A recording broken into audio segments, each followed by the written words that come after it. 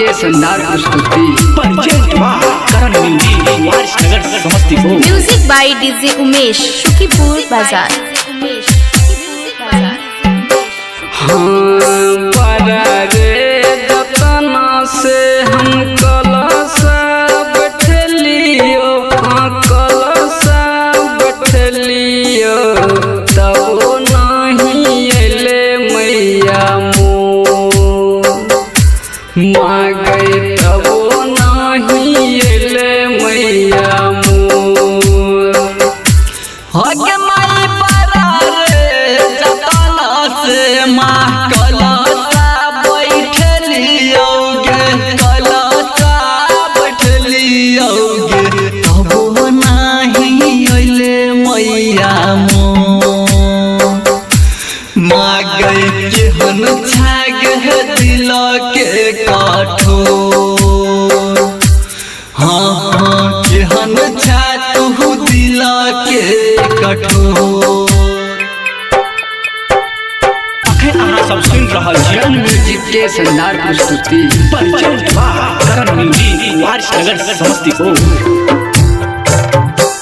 हाँ मालिना से सुती उठी फूलबा मंगलियो, हाँ फूलबा ले लियो, आई जो ना होई गेलै भोर मांगई, आई जो ना होई गेलै भोर।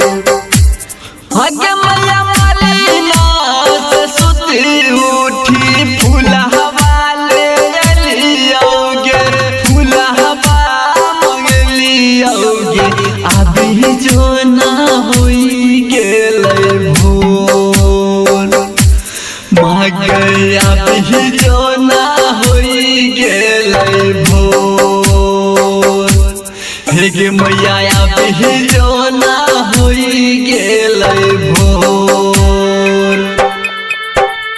अखन अहाँ सब सुनि रहल छी म्यूजिक के शानदार प्रस्तुति करण म्यूजिक वारिसनगर समस्तीपुर। हाँ गायक संजीत परदीप दुखबा कहै छौ, हाँ दुखबा कहै छौ, विनती कर छौ हाथ जोर। हेगे मैया विनती कर छौ हाथ जोर।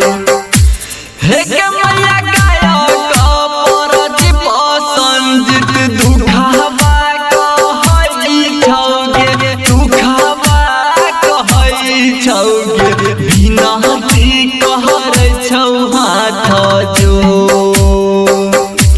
हेगे मैया विनती कहै छौ हाथ जोर।